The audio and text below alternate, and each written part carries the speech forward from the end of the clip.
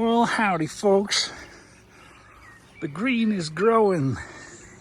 The birds are singing, but the rain's still falling. Got a little blue skies today. It's been a long time since I've seen blue skies. But look at this. What are we gonna do with this little thing? Well, I'll tell you in a bit.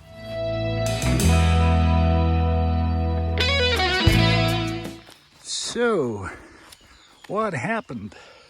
Well, I built me a drying rack, but I used these pellets on the bottom, which have a lot of space between them. This is a good one. That's a bad one. So, the stuff fell over. Now we gotta take about, what will it be? I think 2 face cords, maybe 2.5 face cords. We have to throw it all over here and put new pellets on here and make sure it's straight. That's why I brought the yellow gadget. Let's get on with it. So we got the whole damn pile over here. Some of you might ask, why don't you just throw it all on a big pile in a bin or something?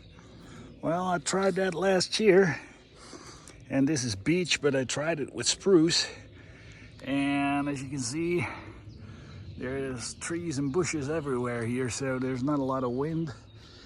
And I had humongous fungus in my spruce, so that's when I started stacking. I don't like it, but it looks nice. But first you stack it, and then you throw it in your trailer. And then, since I don't have a how do you call that, a dump trailer, I have to throw it out of the trailer again. So every piece of wood I've had in my hands for about 10 times, and this, I don't even want to talk about it. I have touched it, I think 20 times by now, since this all fell over. But this was the original pallet. It was a good one, and now I put 2 better pallets on top of the old ones. As you can see, the old ones are under there. I put a couple of big fat cookies under there, and I took my, how do you call it, my leveler, and it's all level like this. Some parts are a bit like that, but that don't matter because it all supports itself in the width, not in the depth. So I hope this is gonna work. Let's get on with it. The reason I'm not filming the whole fill-in job with the time lapse is because my help, my son, he hit puberty, and it's totally uncool to be in a YouTube video, so he doesn't want that. And since he's almost just as tall as me, I cannot film him because then he's gonna smack my you know what. So, see you in a bit. I'm getting a tan, folks. I'm getting a tan. I'm wearing my work shirt. You know what's worse than stacking wood? Stacking it again. We're getting there. Look at the stack. Wait a minute. Wait a minute. It's beautiful, isn't it? I hope it's not gonna tip over again. We're almost there. Hang in there. Well, folks, we're done. I think it took 1.5 hours taking it off, putting the new pellets in, and stacking it all again. But I got a question for you.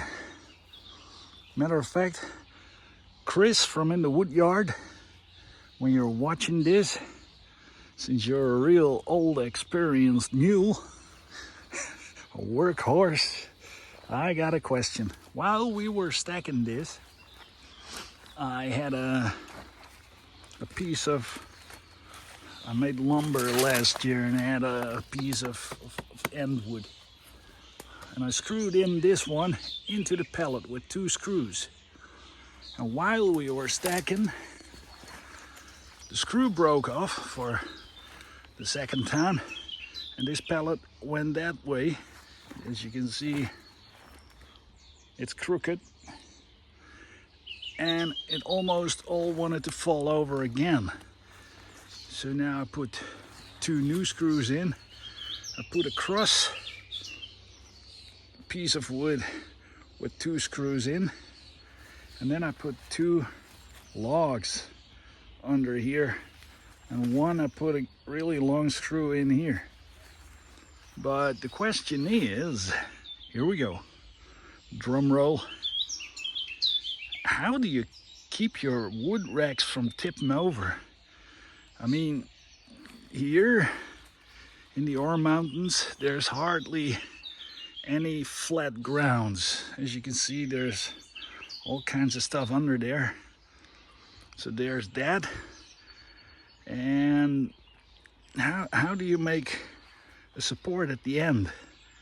Because if I take little parts of tree logs, or if I take wood from the construction thingamadat, from the shop, it doesn't matter. Screws break because of the weight. So not only to Chris, but to all of you, if you're watching and you build drying racks like this too, let me know in the comments how you solve that problem, that the end pellets don't break out. Same thing here. When we were stacking this one, suddenly this gave a little bit more. Of course, it's a really weak pallet, so that's a problem too, but from this I learned now. But again, it's all falling apart, and the wood at the end is going that way. As you can see, they're not like that anymore. They're all like this. And when you look at the back row from this side, it's not standing like this, it's all standing like this now. And that's been drying for 3 weeks, maybe a month. And I've been looking at the pallets under here, but it's not like they caved in at one side or something. So if you're watching this and you think, oh man, you're not that clever and you got some tips for me, let me know in the comments. And if you just want to laugh at me and tell me what kind of dumb you know what I am, tell me in the comments. I can laugh about stuff like that. So let go of all your frustration when you see this. I'm always eager to learn. Same thing here. I stacked this with my son. This is spruce. And I don't know if you can see it in the video. It's hard to see, but it's also tipping over. And I took a log, put it against here with my foot, and then pushed the log every couple of inches so that it went back again, but it's still tipping over. It's hard to see in the video, but got any tips? Let me know. I'll be thankful. And you know what I would also be very thankful for is when you would subscribe to the channel. It's the same story with every YouTuber. You're all watching this and you're not subscribed. So please, do me a favor. Push the button, and while you're at it, push the like button. And since you're pushing buttons, push the share button. In other words, push all them buttons. Thanks for watching. See you next time. Woo-hoo!